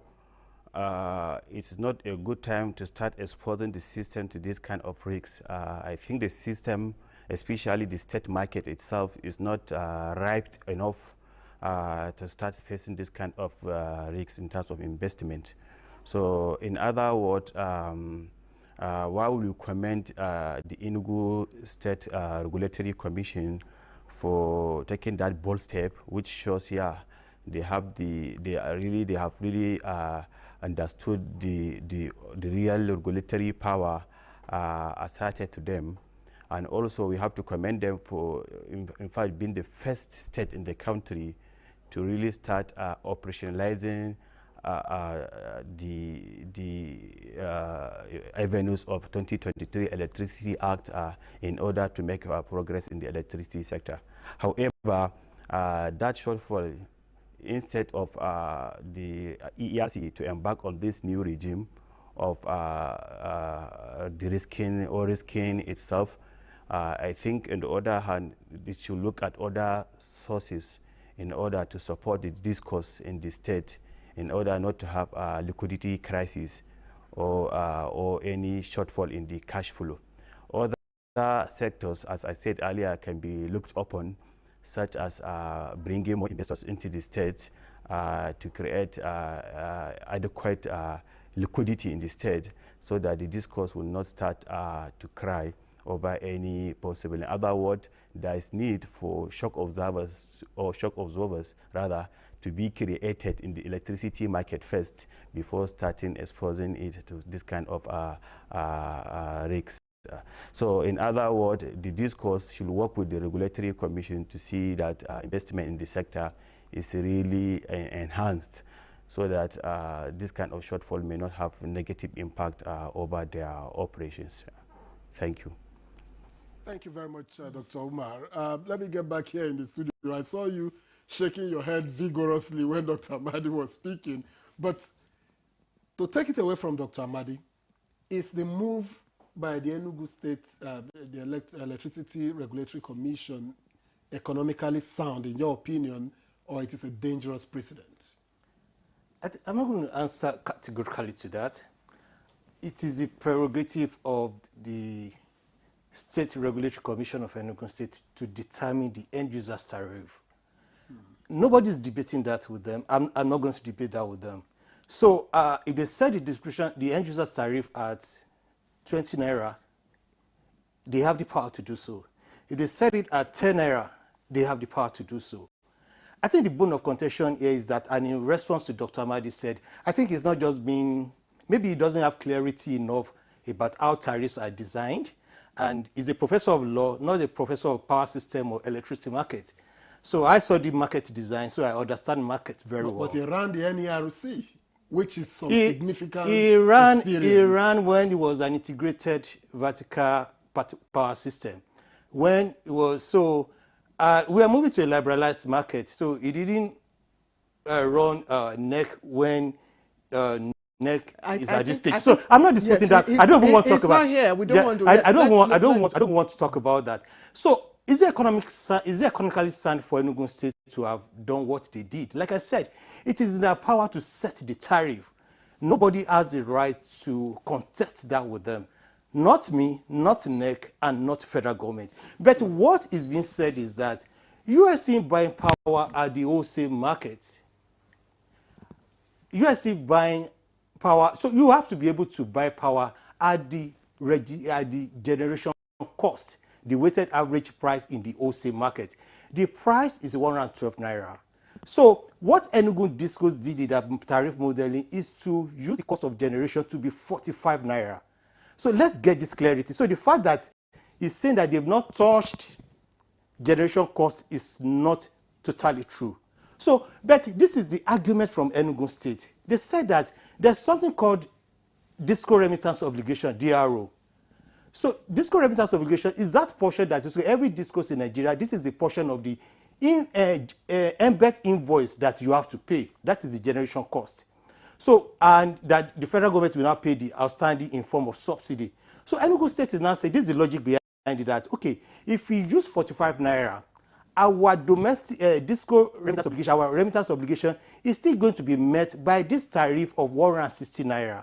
So that's quite different from the fact that you have to pay the true cost of electricity at the wholesale market. So what Enugu Disco used in that tariff modeling is 45 naira, while the actual cost of electricity is 112 naira. So why did they use 145 naira? Because, in quote, they expect federal government to cover the subsidy. Subsidy. Yes. And why is that so? Because they feel that, oh, you cannot start subsidy removal on us. Every Nigerian is still enjoying subsidy. So why not Enugu too? Do you understand? And the claim that that subsidy is being paid from the federation account is quite wrong. Subsidy is not being paid from the federation account. So because that was another argument from the state that, oh, the federation account belongs to everybody, the 3 arms of the federal of the government. So we have a right to lay claim on it. So like I said, Enugu State has the power, the Regulatory Commission has the power to set tariff even at 0 naira. And nobody's going to dispute that. But when you are coming to the wholesale market, regulated by NEC, buy at 112 naira, no, not at 45 naira. Because the subsidy you are expecting the federal government is going to pay, that money is not available anywhere. Landy, let's even be practical. Yep. You understand? Because Victor and I are neither here nor there. We're just, you know, talking. Yeah, I'm trying to make a very balanced We're view. just talking for the people. So let us even look at the practical side of it. Even when the band A is at 200 and something, people are still not getting adequate supply of electricity. People are still paying, what do you call it? Estimated bills. People are not metered. So it falls back on the discourse. Now that the tariff has been reduced, their revenue shortfall, there'll be revenue shortfall. Will they be able to, you know, have the strength to purchase from NBET, you know, so as to, you know, meet their revenue expectations? Well, if I may respond to that, Yes. the truth of the matter is that the move by Enugu Disco, like as said by earlier speakers, is quite commendable. You know, there's something you call political bragado or regulatory grandstanding. You know, nobody will have known of the existence of Enugu Disco if not for this buhaha or this attention that they have called to themselves. So on that note, jokingly you say it's quite commendable, but in reality, the consumers even want electricity tariff, as I speak here, to be 15 naira.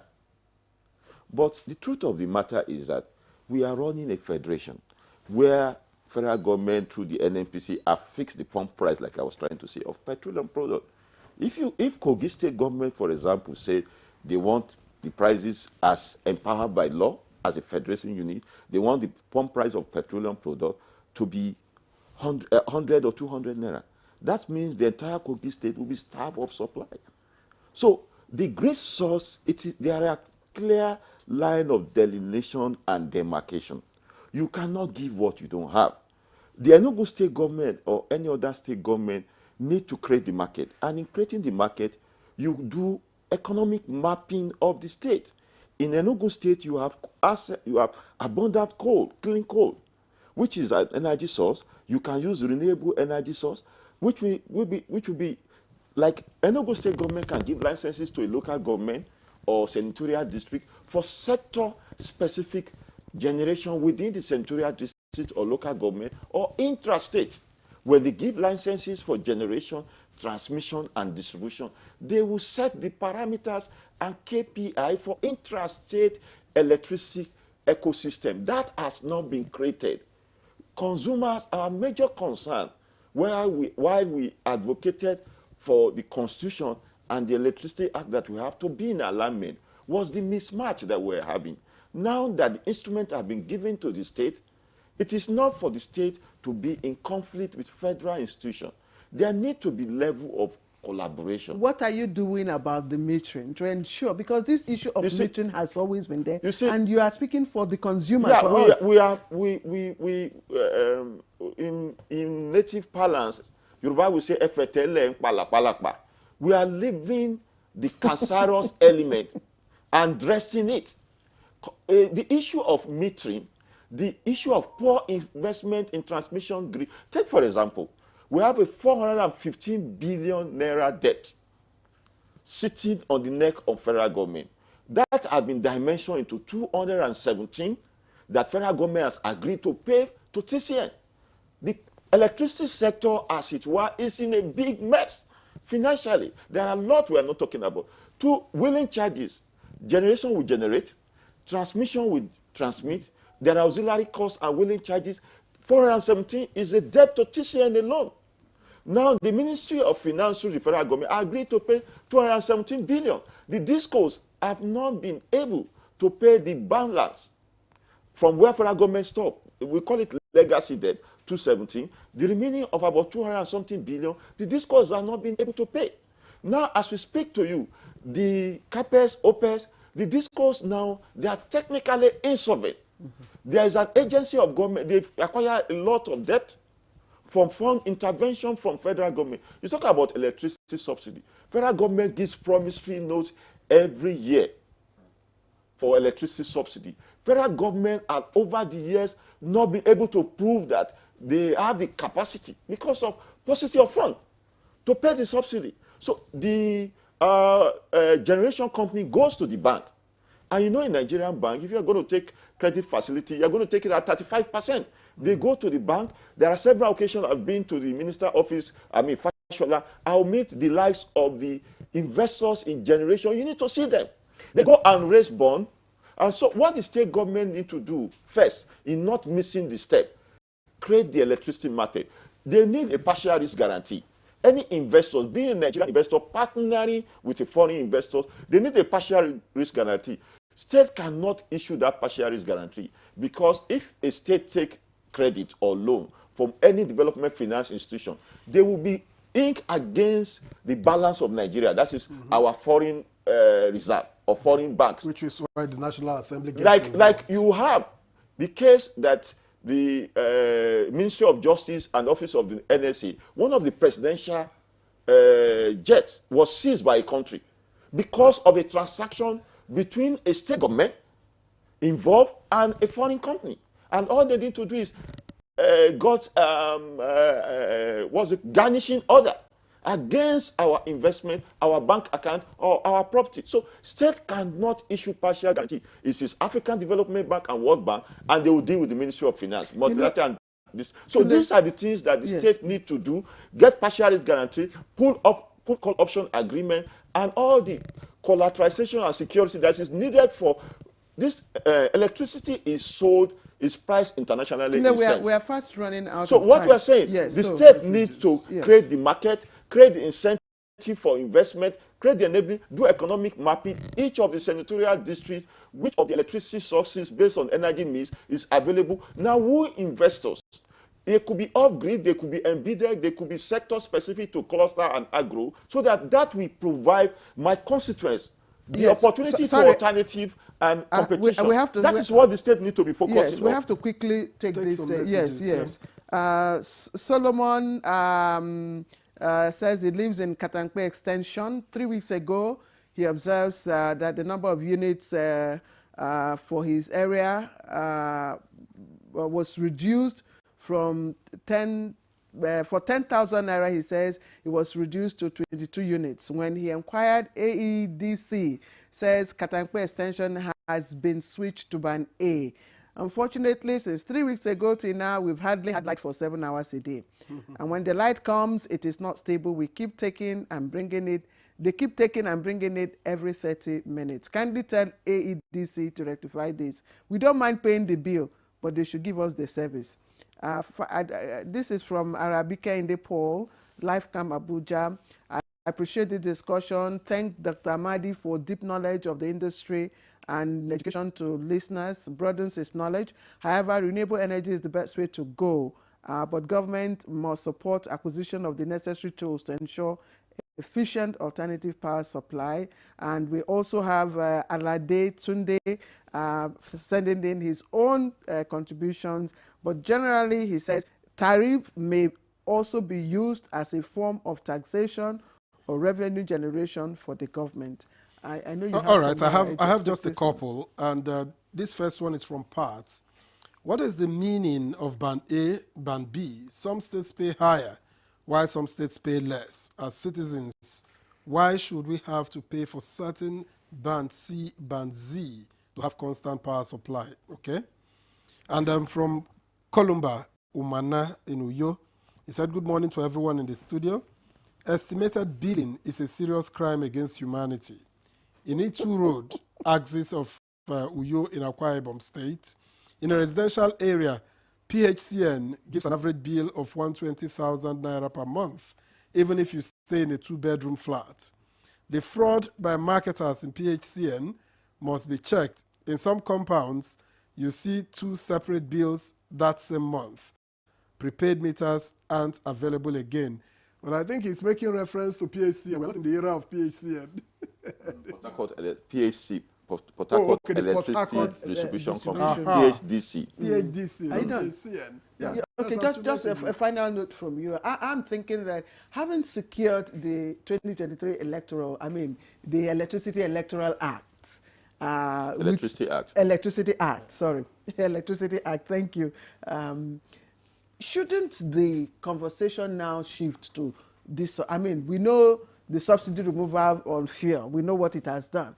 Shouldn't we also begin to have this conversation? You are an advocate, on this subsidy on electricity. I didn't get that question clearly. No, shouldn't we begin to brace up for subsidy removal on electricity? Okay, let me just state it clearly.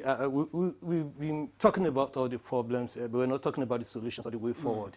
Like I said earlier, he mentioned some. It's either the federal government. It's either the federal government continues to pay the subsidy, or we brace up and we remove this subsidy. And we're going to remove this subsidy. That means we're going to transit this current market stage to wholesale competition electricity market, whereby let Gencos and Discos buy, let market forces determine the price. So until we get to the stage of competitive electricity market, this stage, the subsidy regime is still going to continue and it's not sustainable. Thank you. And particularly what is of great concern to us is that the aggregate of the input used in arriving at the tariff padded cost of gas and other padded costs that is embedded to the cost of the tariff, as it were. I want to align with the last speaker that the way to go is competition and alternative. If we have competition, if federal government through the custom allow importation of renewable energy equipment, solar panel, gives fiscal and non-fiscal incentive. If I have solar panel that is cheaper, as against the customs and FRS seeing this as source of generating revenue for federal government to bring down the cost of electricity and the total quantum that will come, that will come off grid, we have to give customers competitive prices. Yeah, all right. That's the way to go. Kola Olubio, President, Nigerian Consumer Protection Network. We thank you very much for your time and your thoughts on the program. Let me also thank Dr. Abdraman Umar, who is a senior academic, Department of Electrical Engineering and Center for Renewable Energy and Sustainable Transition. He joined us from Kano. He teaches at the Bayero University, Kano. We thank you very much for your time and for your contributions on the program.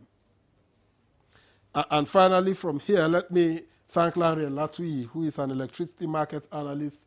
Thank you very much for your thoughts. Thank you both for coming. Thanks so much. And Dr. Sam Amadi, former chairman of the NERC, who left us much earlier. We thank you very much for joining us on this conversation. I guess it's something we may have to revisit someday. Absolutely, absolutely. All right, that's Good Morning Nigeria for today. Thank you for joining us. Don't forget to be part of this program tomorrow. I am Claire Adilabu Abdurazak.